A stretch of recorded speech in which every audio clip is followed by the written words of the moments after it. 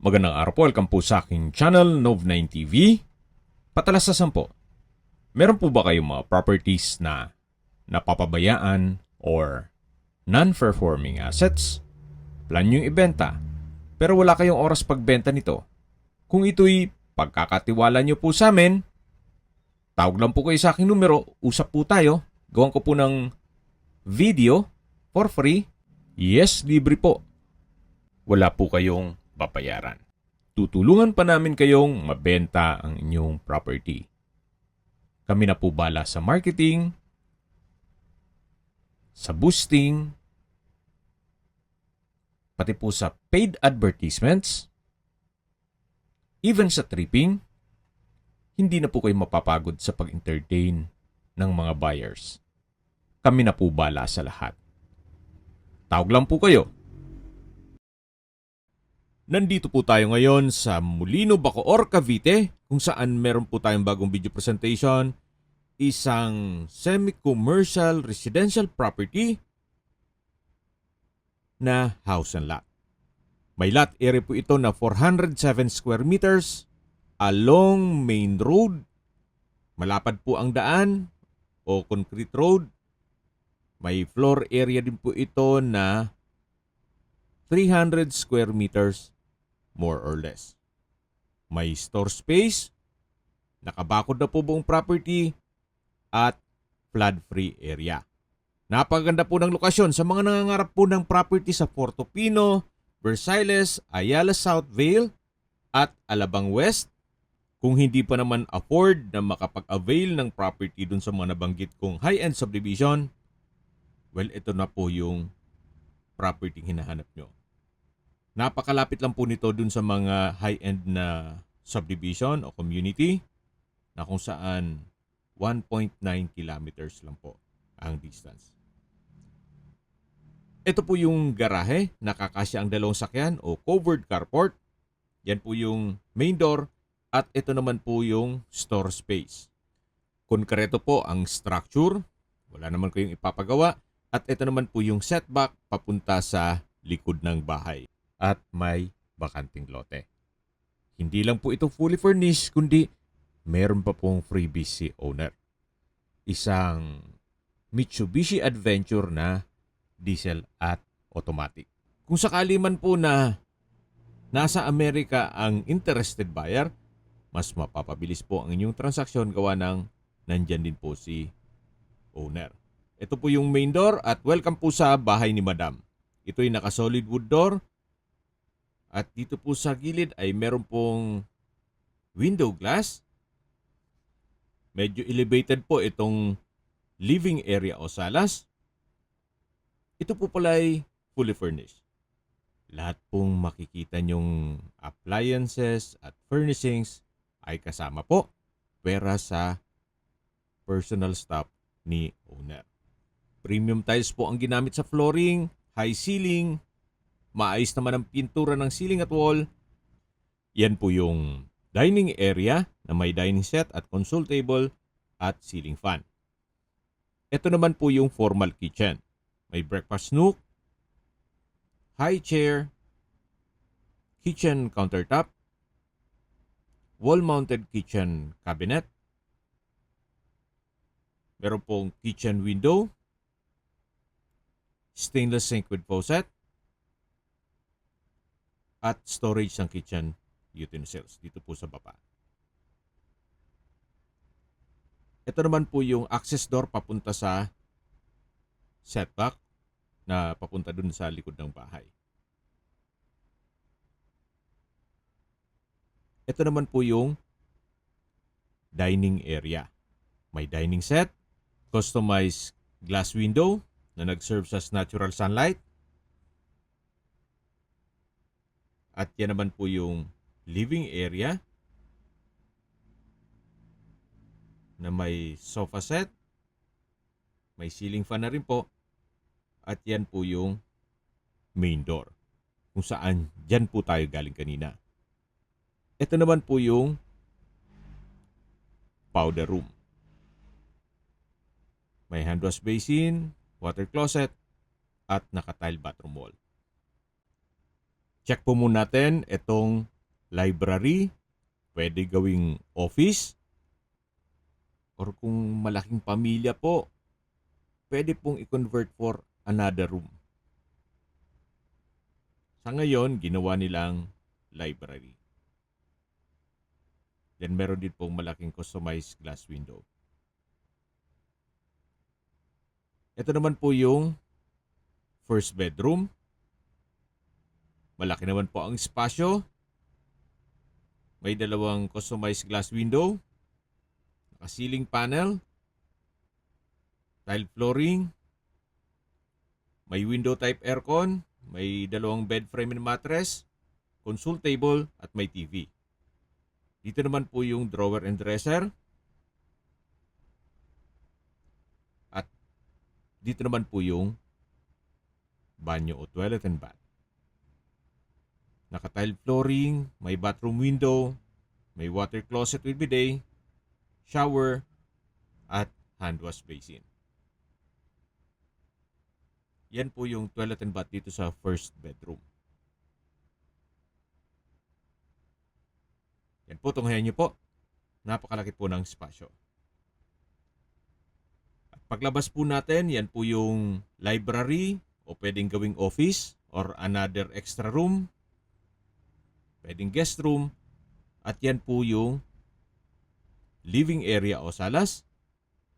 At ito naman po yung access door papunta dito sa bakanting lote. Na pwede pa pong gawing garden. Balik po ulit tayo dito sa loob. Yan po yung living area.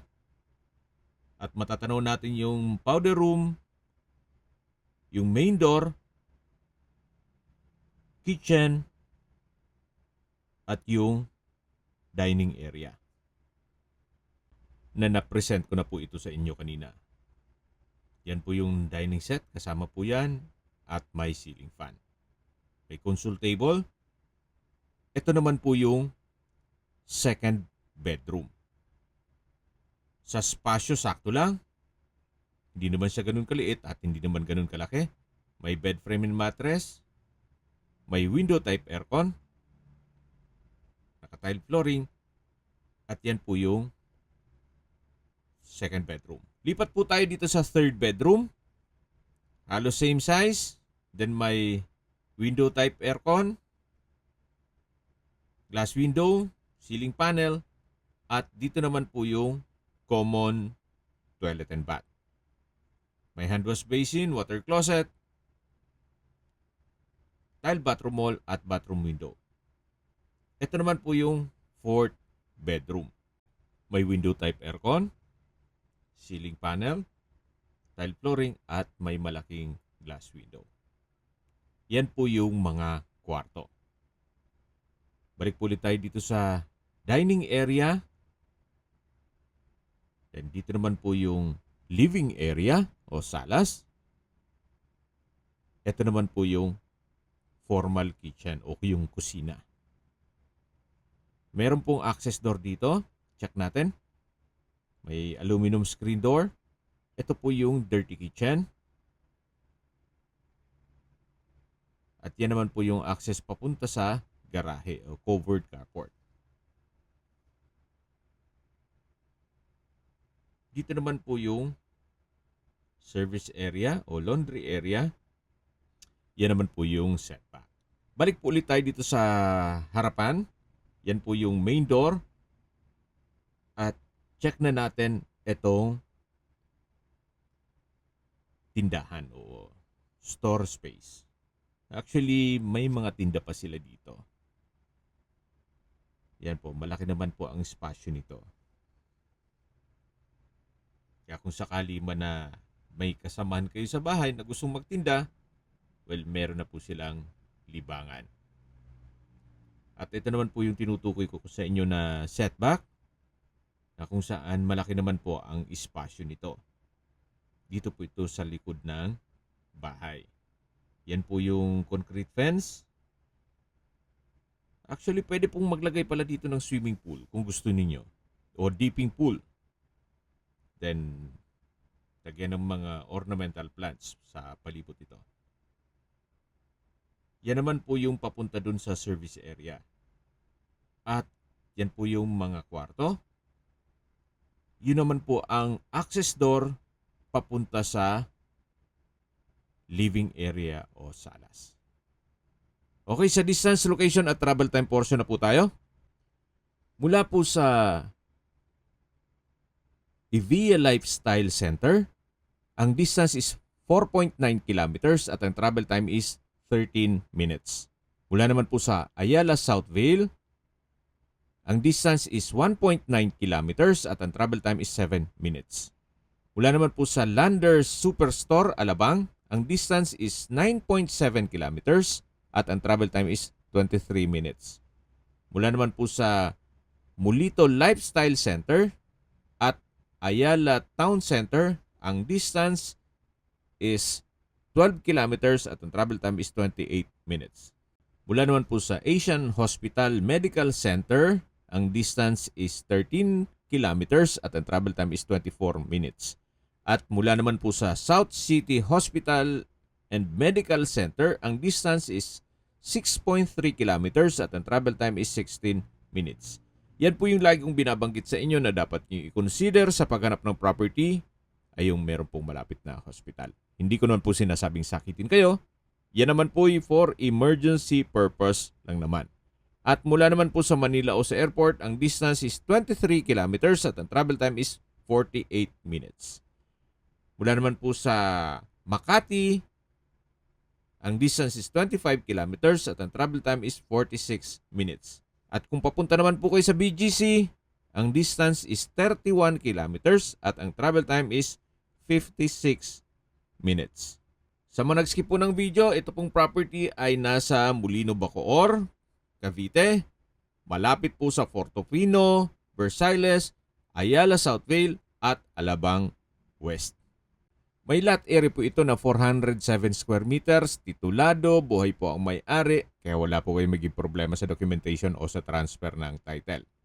May 4 bedrooms, may library or office, at nakabakod na po buong property. Flood-free area at binibenta po ito ni owner sa halagang 18 million pesos. Kung may mga katanungan po kayo at gusto magpaset ng tripping dito sa property na to, tawag lang po kayo sa aking numero. At sa mga kababayan naman natin na sa ibang bansa, meron po akong WhatsApp, Viber, Telegram at Signal. Same number lang po, 0917-316-3399. Sa mga nagtatanong naman po ng aming Facebook, meron po aming Facebook page na Nov9TV at Facebook Real Video. Meron din pong TikTok at Instagram. May ibang YouTube channel po kami, the Nov9TV channel, Nov9TV Listings, Nov9TV On The Spot, Nov9TV Updates, at Nov9TV House Rental. Sana po naibigyan nyo ang video presentation. Paki-like and subscribe na lang po sa aking channel para ma-update din po kayo sa aking future listings. Kung sakali po hanap nyo yung mas malaking sukat ng lupa, meron din po kami ibang listings na pwede nyong pagpilian. Huwag po kayong mag-atubiling tumawag sa amin. Then, let us know your budget para malaman namin kung anong property pwede naming ilog sa inyo. Sa lahat pong viewers, subscriber at nagtiwala po sa amin, salamat po sa suporta. Ingat po kayo lagi at yung pamilya. Maraming salamat po.